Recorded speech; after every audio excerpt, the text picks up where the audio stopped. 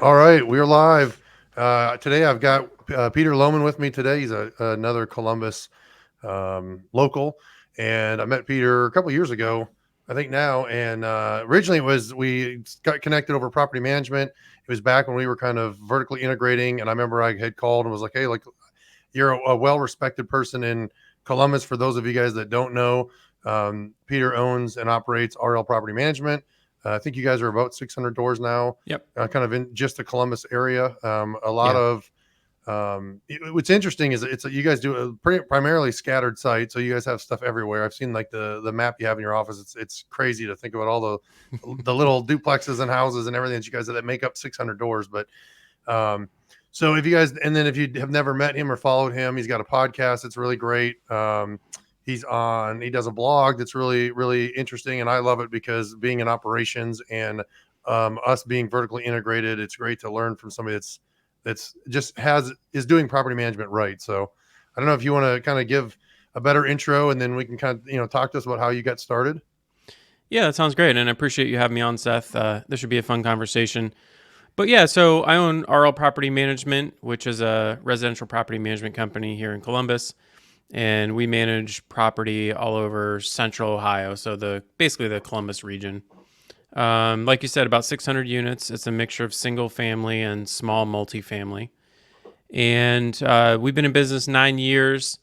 I've been owning and managing my own rental properties since late 2008 is when my partner and I bought our first rental property here in Columbus.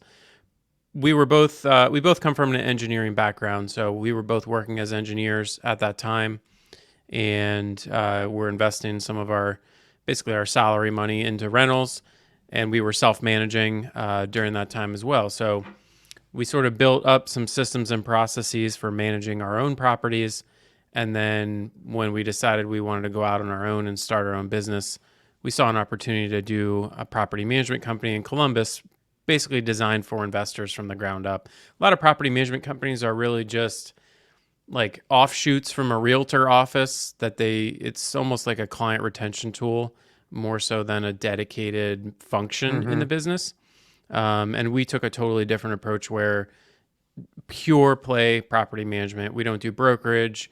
We don't do anything other than managing properties for our clients. And so it's been a journey, but we're here now. We have about 230 clients who own those 600 odd rental units.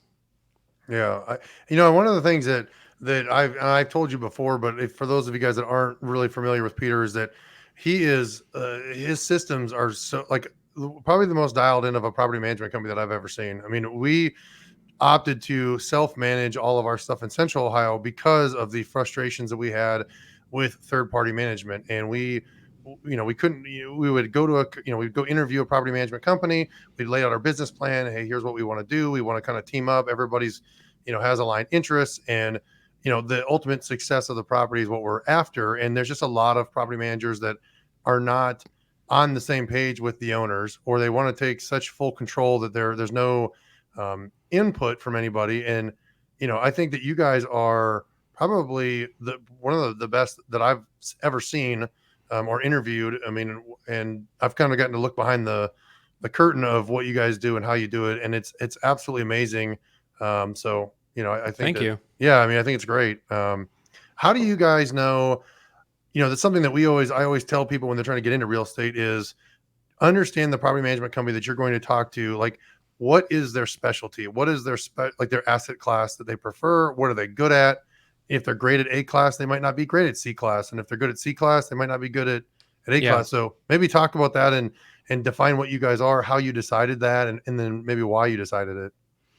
Yeah. So we manage basically Class B. We'll go a little bit into A and a little bit into like C plus, but generally Class B properties in Central Ohio. And we're managing properties from single family up to 99 unit multifamily. If it's over 100 units, that's a different model. We're generally going to refer that out. Um, and those restrictions narrow us down quite a bit because a lot of folks who are looking for property management have a lower end property in an area that we don't manage, and so we have referral partners that we'll send them over to. But That was probably the best thing I ever did, not only for my business, but for my customers, was getting really specific on who we are and what we're good at. Because when you try and manage every different type of property, and some managers will even do like HOA and condo association management, they'll manage retail, commercial, office, industrial, residential, and then it just, you can't be good at everything. And so, in order to succeed in property management, you've got to narrow down and focus on a specific type of property so that you can build your systems and processes around that. Property management is hard enough as it is, especially third party management, where, you know, not everyone who owns a rental knows that there's challenges that come with maintaining that rental and dealing with the tenants and everything else. But then when you throw in a client, the property owner, whose interests are really not aligned with the tenant in many ways, because the tenant wants, of course, the lowest rent possible and instant service, upgrades to the property. And the owner now wants maximum rent and they want to spend the minimum amount of money. And here we are in the middle. So there's many, many challenges that come with that. And to add to the complexity, if you're now managing multiple property types, that just becomes too much. So we like those type of properties. And we rarely narrowed our focus, probably about 6 or 7 years ago, to just manage those types of properties. So if you're interviewing property managers and you're looking for someone to potentially hire to manage anything from a single family rental up to hundreds of units, you need to get clear on what the area of focus is for the management companies that you're interviewing. And if they can't answer that, that's not a great sign. And if, all the standard advice is going to apply: ask around, get referrals, check their license. I usually suggest take a look at their rental listings. That can tell you a lot about the company and their systems and how organized they are. How consistent and complete is the information on the actual rental listings that the tenants see? And how easy is it to schedule a showing to go and see that property? I mean, this is the basics, right? And if they can't get the basics right, not a great sign. And you could even do like a secret shop, go tour one of their units, see how they maintain it, see how they handle questions. And you can get a feel for the types of properties that they're managing by looking at what they have listed for rent. Yeah, that's great. And you guys don't have like if somebody comes to you and they're like, "Hey, I just bought my first investment property," like a lot of people don't even know what to ask, or they don't even know. Like that's a lot of the folks that I talk with that's what they ask us, is like, "Well, what do you ask a management company, and how do you even go about that?" So do you guys find that you have people that will come to you and they don't really even know what they're looking for, or maybe you know, we're talking because we're in the industry now, but when I first got started, I would have never known, what do I even ask somebody? Yeah. You think they're all the same. And Yeah. that's, I think, part of why I really liked your guys, the way you guys have things structured is you're very specific on the type of property and the areas that you will manage, and you're not afraid to say no. And that's something that I found early on, is that a lot of property management companies, they say yes to everything because they're focused on growing and they're focused on their door count. And again, it's a for-profit business, and people have to understand that when they're going to to these companies. And you guys are very specific on, like, even the location. Like, if doesn't fall within this Yeah. area, we're not interested. Yeah. And that issue of not knowing what to ask when you get on the phone with a potential property manager, we deal with that on our end in a different way. What do you go to when you don't know what else to ask? How much does it cost? Right? Yeah. That's the conversation that everyone wants to start with. And I don't fault them for that. Of course, we're going to have that conversation, and we have our pricing right on our website in order to be as transparent as possible. But we always try and quickly move past that part of the conversation, because the reality is, whether we're charging $20 a month or $200 a month, it actually really doesn't matter. Because if you bring us a fourplex and we manage it for 5 years, the swing in your property value and in the rents collected and the maintenance expenses over the lifetime of how long we manage that property is going to dwarf the monthly management fee. Like, Hmm. whether you're paying me $80 or $120 a month per unit, it honestly doesn't matter. You're not even going to notice. What you are going to notice is my property being well maintained? Are good tenants getting placed in the property? Are they renewing their leases? How much am I spending on turns? Am I in compliance with the laws and regulations and rental registration that we Hmm. have in Franklin County and a few of the cities around Franklin County? And all the other things that result in like the bottom line for you. So there's so much more than the price. And getting folks to understand that and then try to articulate our value in that way, it can be challenging because people just aren't used to thinking in that way. And, property management is looked at as just kind of another expense for owning a rental property. It's right there next to insurance and taxes. But there's way more to it. And a property manager that's um, well aligned with the property owner is going to be adding value, not just a cost center for you. Hmm. No, that's by no means easy to do, and it's extremely challenging to figure that out from the outside in order, try to figure out which property manager is actually going to do that for you. Couple other tips there would be like look at their reviews. Reviews can be gamed, but you can at least get a starting point by looking at their Google reviews. You could also get a feel for it by even just like how responsive they are to your sales inquiry. If you call and leave a message, do they call you back? How Hmm. long does it take them to call you back? If you email somebody there, how quickly are they responding? Because they're going to tell you whatever they're going to tell you. So you have to kind of do your own fact finding and research. Yeah, and I know that we had talked once before about pricing and whatnot, and something that you had said that really resonated with me, and it kind of put it in a different light was, because we would always go in and kind of negotiate the percent that we're paying a management company and say, hey, look, the industry standard for a 4 unit might be 10%, but we're bringing you 40 units or 60 units or 100 units or whatever. This is what we would expect to pay, or kind of had that conversation.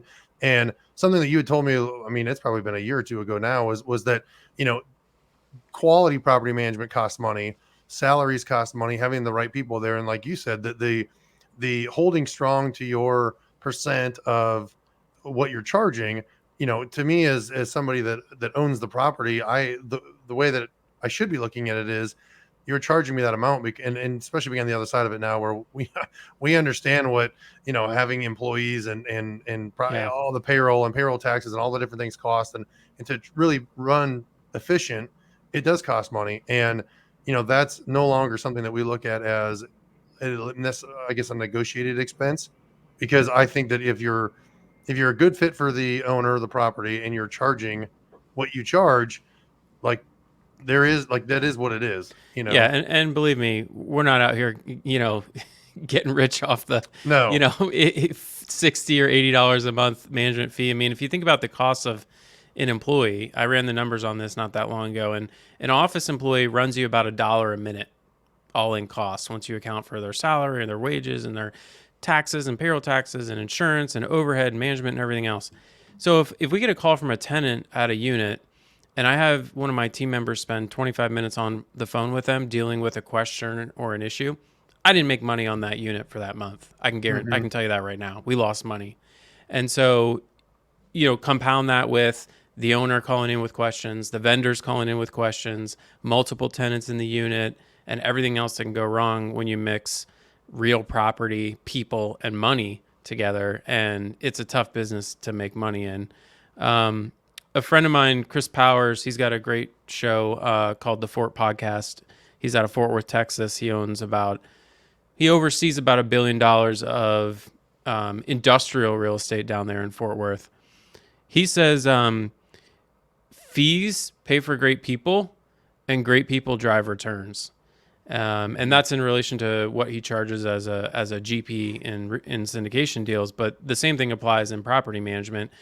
Property managers are famously or infamously terrible. Anyone who's listening to this and owns rental property has heard all the horror stories and probably has a pretty low opinion of property managers. And then they'll go right on ahead and get on a call and try and negotiate price with a property manager. And it's like, well, if you want great property management, you need great people, and that stuff costs money. So I think there's a through line there, which is like property managers have always kind of undercharged in order to grow, in order to win the business, and then they get stretched too thin.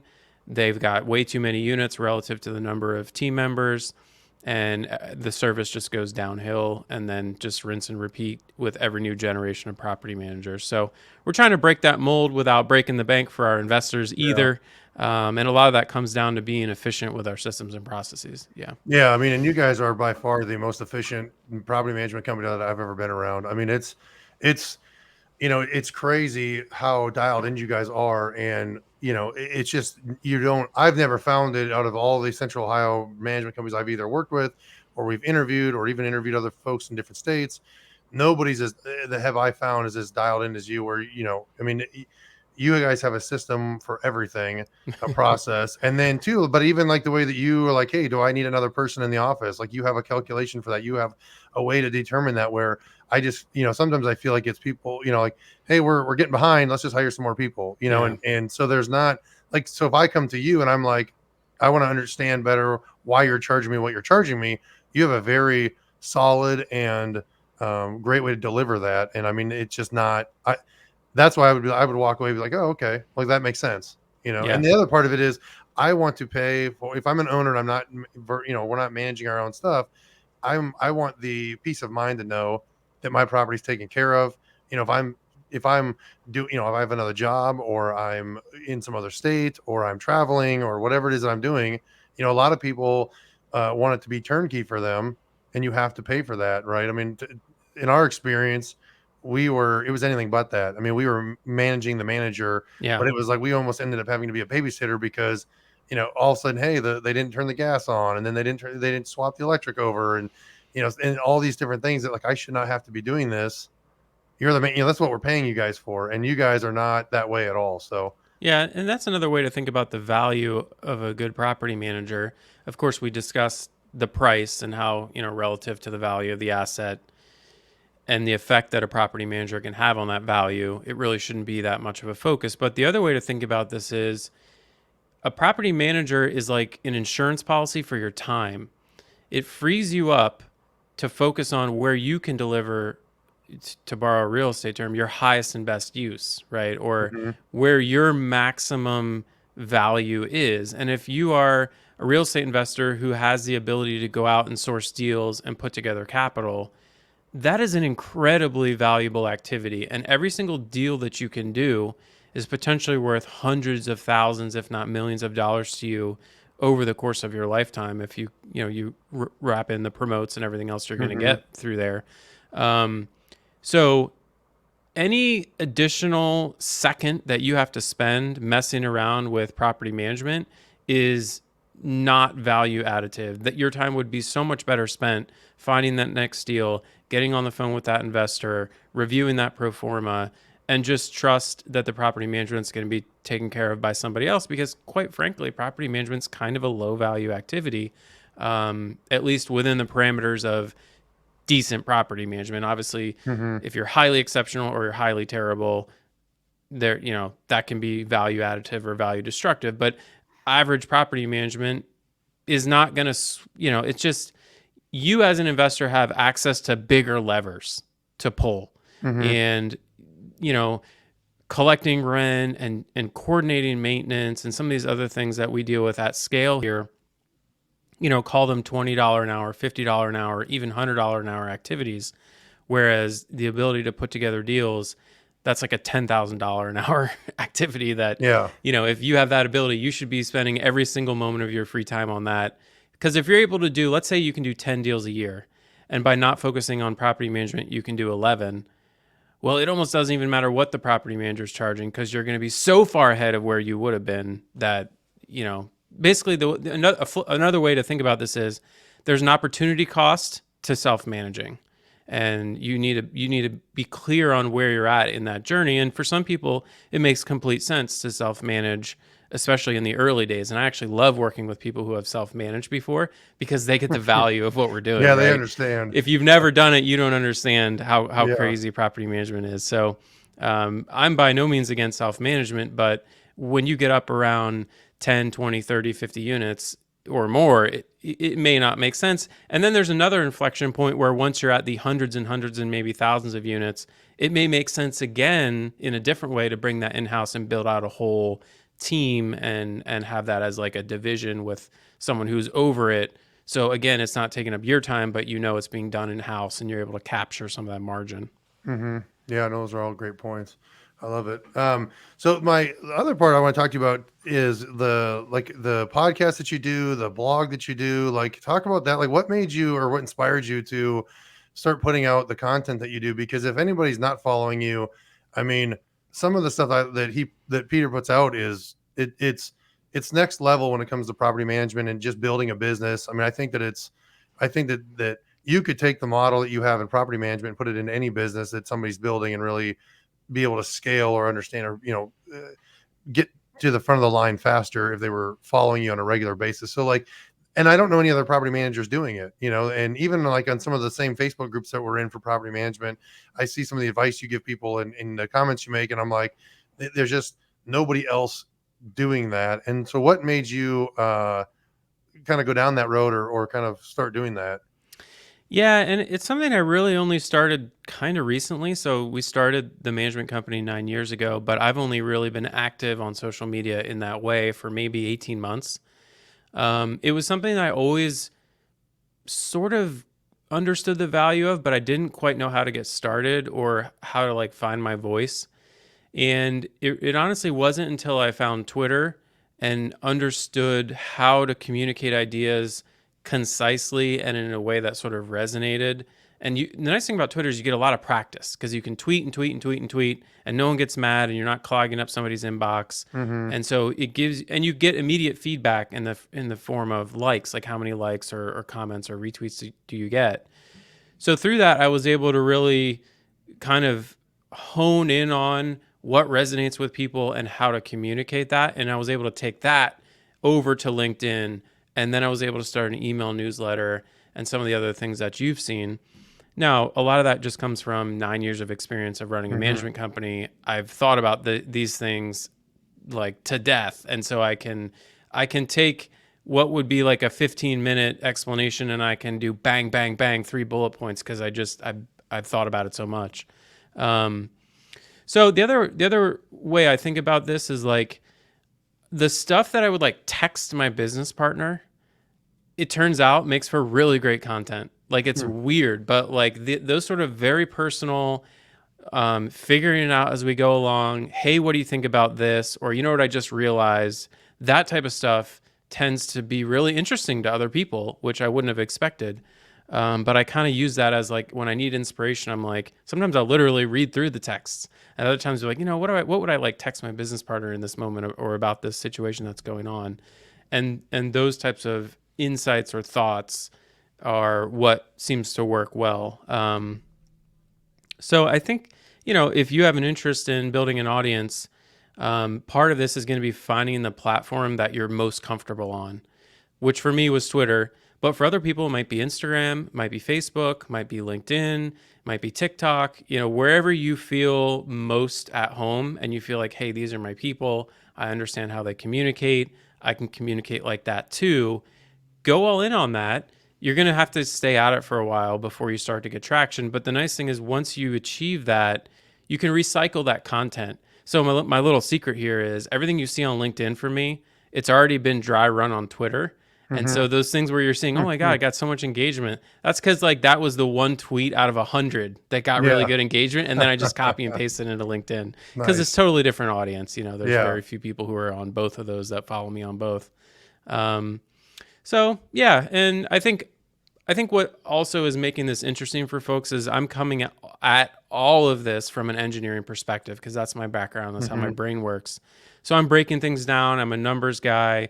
I'm a systems and process guy. I'm like a first principles guy. So I'm thinking about all these things through that lens. And in property management, again, there's just not a lot of that. A lot of property managers are, they're kind of realtors or they're folks who kind of fell into it and they're not bringing like a systems orientation to that world.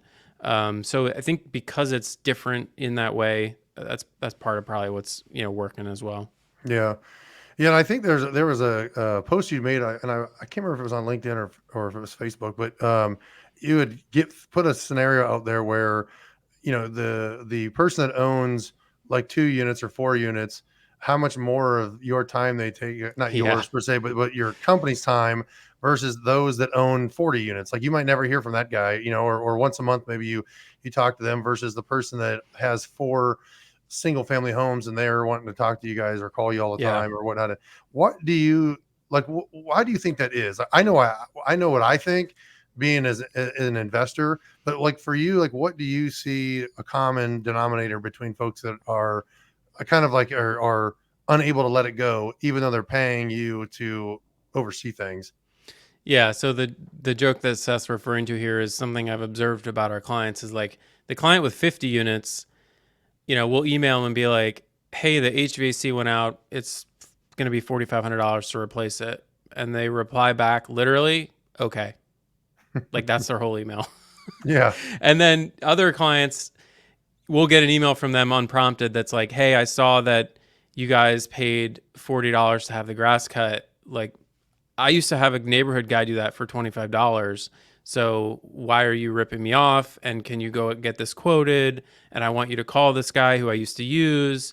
It's just, you're spending hours messing around with this. It's just Yeah. Oh crazy. yeah. No, So, I get but it. I think there's a few things going on there. One is someone who owns 40 units um, understands the value of their time. So, kind of going back to what we were saying earlier, and they understand that could they have gotten that HVAC done for 3,900 instead of 4,500?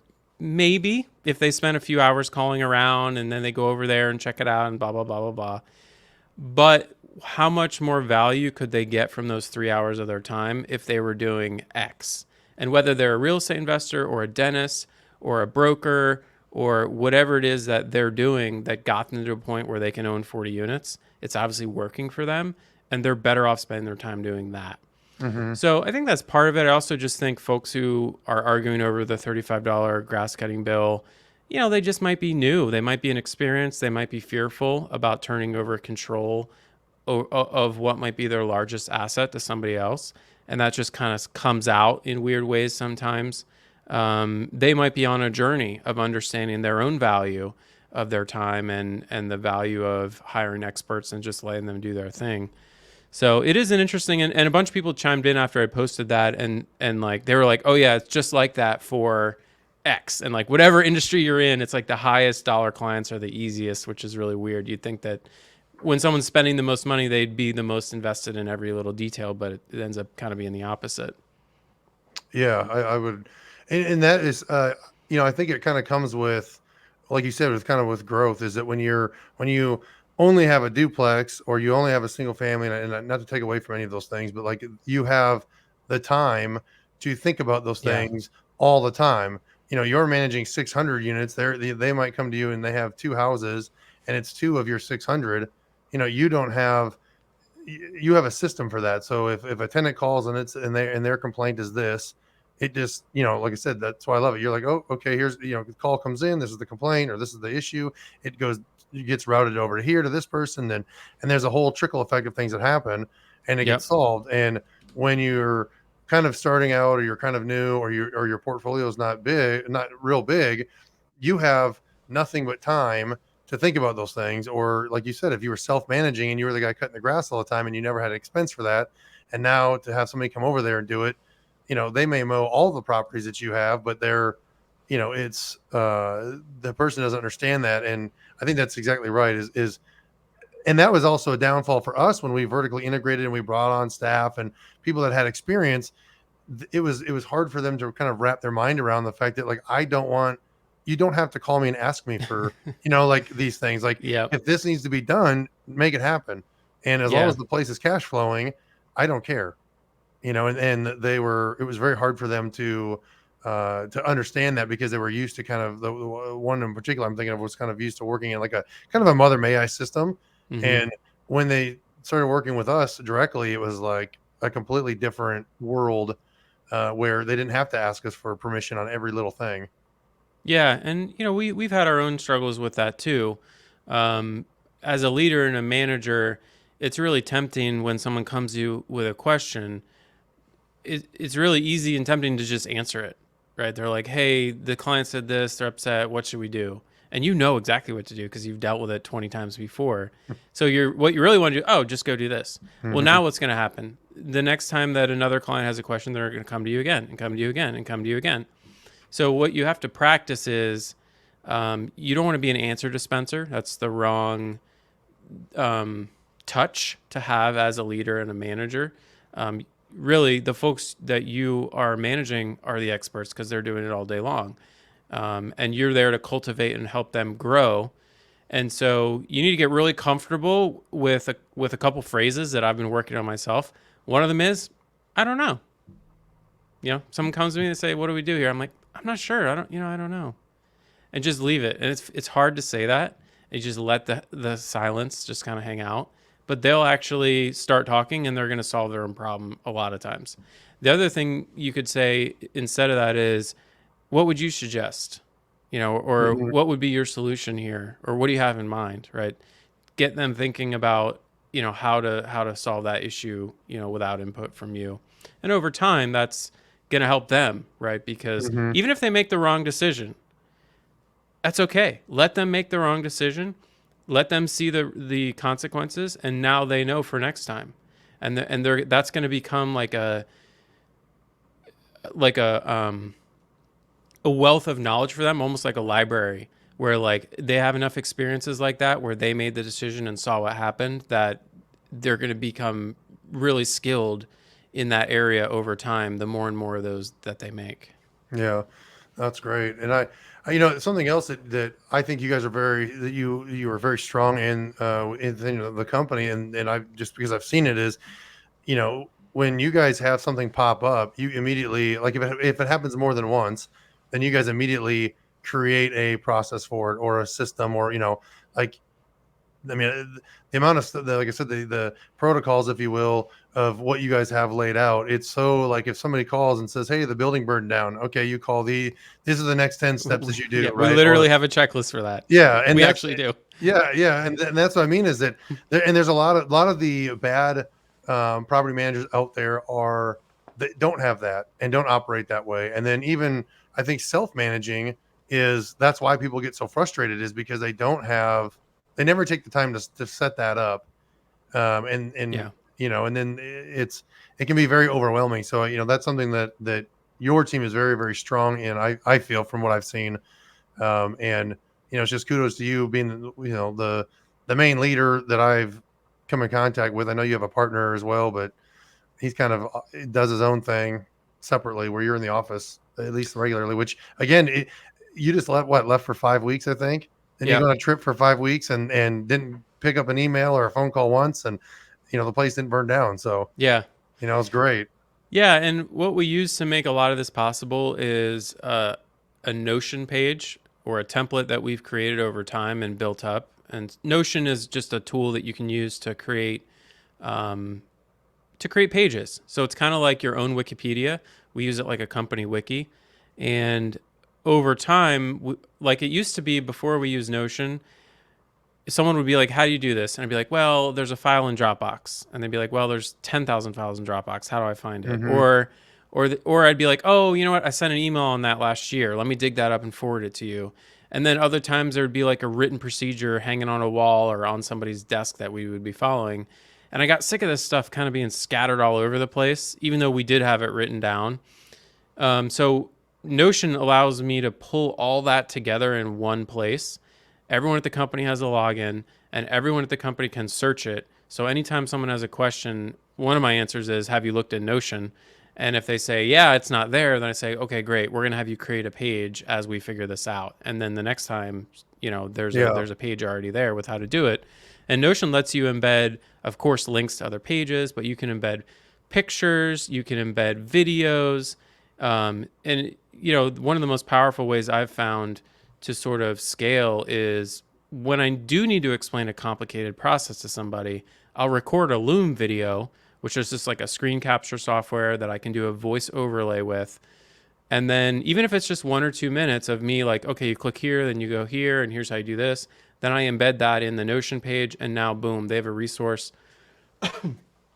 They can look back on that, they can reference it, they can forward it, and it just becomes, now I never have to explain that again because we've got it recorded. So Notion is really powerful for this type of thing. The Notion page that we've created for our property management company, which everything that you've been talking about, Seth, is like that's all in Notion, how we do all this. Um, this is like now a template that I actually have sold a few times because I've had people reach out and be like, oh my God, that sounds amazing. Hmm. Rather than creating this all from scratch, can I just get yours? So I actually went through and stripped out all like the cell phone numbers and emails and logins and stuff, and I make that available sometimes when folks inquire, because it'll be like a jump start if you're trying to build out your own property management division or even start a property management company. You don't have to reproduce everything that we figured out the hard way. Now yours are not going to be the same as ours because you may be in a different state or Hmm. you just want to do things differently, but just having something to start with, even to see Yeah. how it's organized, has been really helpful for people. Yeah, and it's funny because in the fire department, anytime like a new SOP was going to be created, they they would always call around to like other departments and say, "Hey, Yeah, can you send us over what you guys are doing?" And then they would see the framework of like five or six other places, and then it was always kind of we would just kind of like recreate what they were already doing, or if it was a neighboring department that we ran with a lot, we would just kind of gear what we do off of what they do, so that way when we're all on the same, we're together, we're all talking the same language or doing the same thing, and yep, I think that that is an amazing way to get to the head of the line faster is, like that. If somebody's listening and they're like, man, that would really be helpful. Like reach out to Peter and say, hey, look, I would love to buy that because the amount of money that you would charge for it, and I don't know what that would be, but whatever that is, that amount of money is like money well spent 10 times over because like you just said, it could have taken you 9 years to yeah, create that living, breathing document, and you're selling it to them, and now they can go from 0 to 60 miles an hour in 2 seconds yeah. versus a month. Exactly. You know, Yep.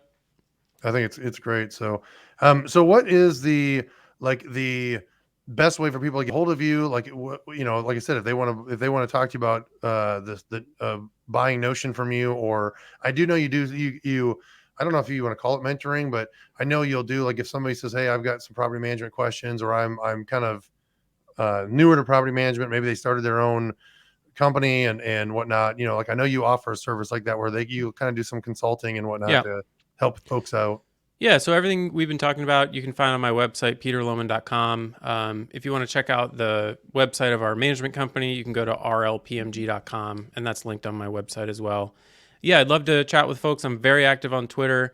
You can also message me through LinkedIn, or you can email me, peter@rlpmg.com. Again, all the contact info is on the website there. I eat and breathe property management. So if you got property management questions, especially if it's something like real one off that I can help you with, you could even ask it like publicly on Twitter. I love that because then when I answer, I'm like, if other people see it, it's helping them, and it's like a really high leverage way to give back. So I like doing that. Yeah, no, it's great. And yeah, I mean, if you have property in Columbus and it's, whether it's apartment communities or single family, 4 units, 2 units, whatever, check out I don't know. Do you guys have your map on your website, like of where you guys are willing to manage? Because that's the thing is that like I would highly encourage anybody to reach out to you guys because I think you're some of the best in Columbus at what you do, and but as long as it falls within kind of like your scope of where you guys manage.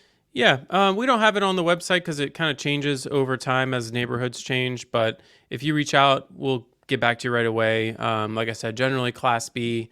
So if your rents are, 800, 900 or more, depending on how many bedrooms, we're probably happy to work with you.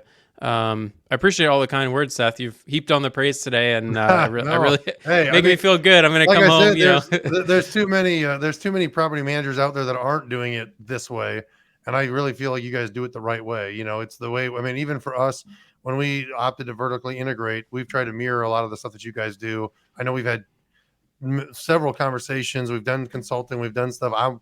We need to talk more about us buying that whole program from you because it sure, just, again, any bottleneck that we can get out of our way and not limit our growth within the more stuff that we buy and if we want to continue to manage it, that's the way that we want to do things. And, like I said, there's not very many managers that I've ever met that do it the way you guys do, but the system works. It's very efficient.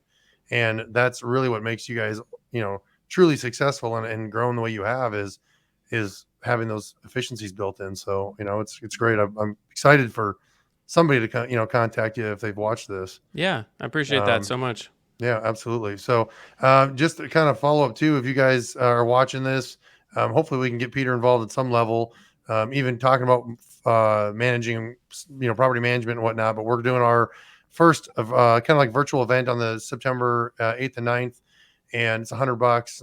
But it's going to give everybody kind of a 1,000-foot view of buying larger properties, buying multifamily, getting into real estate investing, like kind of what how do you break the ice into that. And Tim and I wanted to do that because we didn't have that when we started. Just like you didn't have probably somebody that, if you would have had a mentor in property management, how much faster would you guys have Yeah, totally. probably scaled or gotten through the headache times. And so that's something that we're trying to put on and put out there. But anyways, well, I Yeah. appreciate your time. I know you're a busy guy. I appreciate you jumping on. And like I said, if anybody's looking for property managers in Columbus, check out Peter, RL Property Management, and get connected to him. Awesome. Thanks so much, Seth. Yep, absolutely. Have a great day. You too. Thanks.